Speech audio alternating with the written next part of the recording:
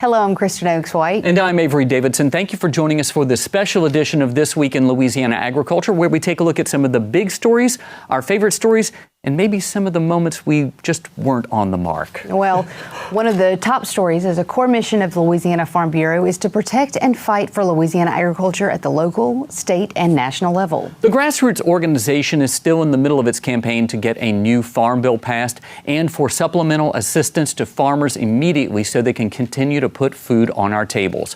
TWILA's Karl Wiggers has been telling these stories about the men and women impacted by this out-of-date farm policy and the dire need to get help now. Cotton's the last hope that I've got for something to be profitable on paper, because grains have been ugly.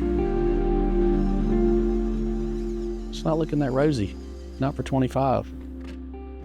It makes it hard for us to keep doing what we're doing. We had good prices in the spring of last year, but if you didn't take advantage of that price, the market just fell out last year and hadn't recovered since.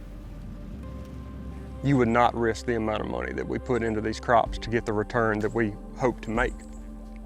And for the last 3 years, haven't. It's a thing when you've got a good crop and can't make any money at it, it's just a tough thing to really swallow.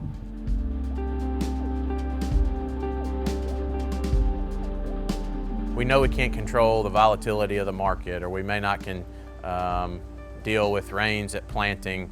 Maybe you can switch to another crop. There's ways to navigate that risk other than just crop insurance. The current Farm Bill is 6 years old now. It was passed in 2018, and farming's changed a lot, since that time, and those safety nets and those reference prices, have become stale. One thing about it that does not change, if we don't get this ag policy set up with this Farm Bill and quit kicking this can down the road, it's going to be detrimental. There are a lot of people hanging on by a thread. And if we can't, get the reference prices up where they need to be to catch up with 2024, 2025 prices of inputs and whatnot, it's going to be bad. This is just one of many examples of why punting on a farm bill, extending a farm bill, is not working. The casualties of that are our young farmers that are still trying to struggle to make it.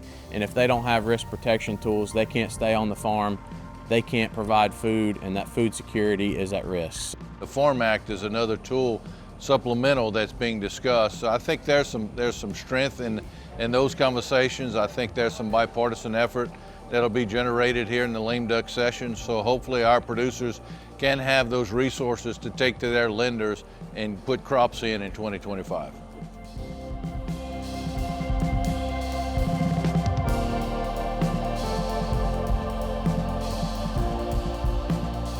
You see all these trucks on the road hauling all this grain, and these elevators and infrastructure and mills that process all this stuff.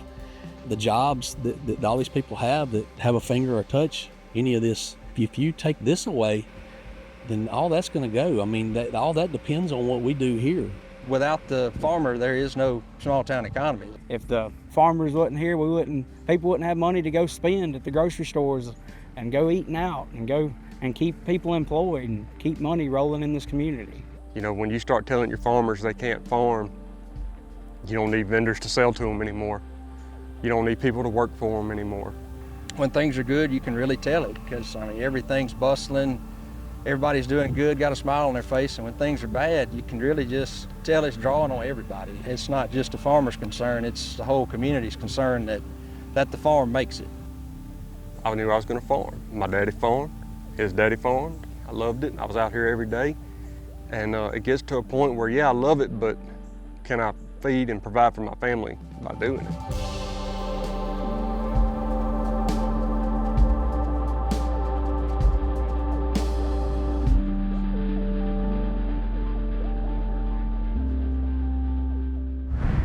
Now, the work is not over. Louisiana Farm Bureau is continuing its campaign for supplemental disaster assistance, and you have a role to play in that.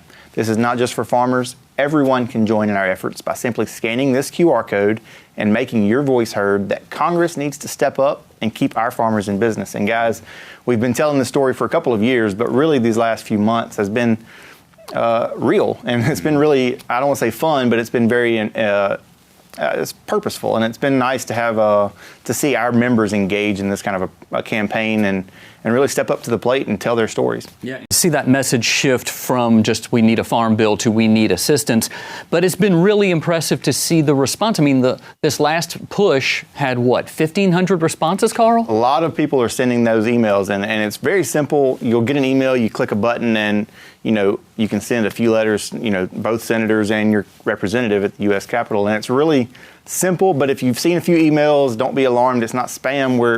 We're just constantly changing that message and beating that drum that Congress needs to step up and get this done before Christmas. These are such impactful and important stories that you did this year, Karl. Great job. Thank you.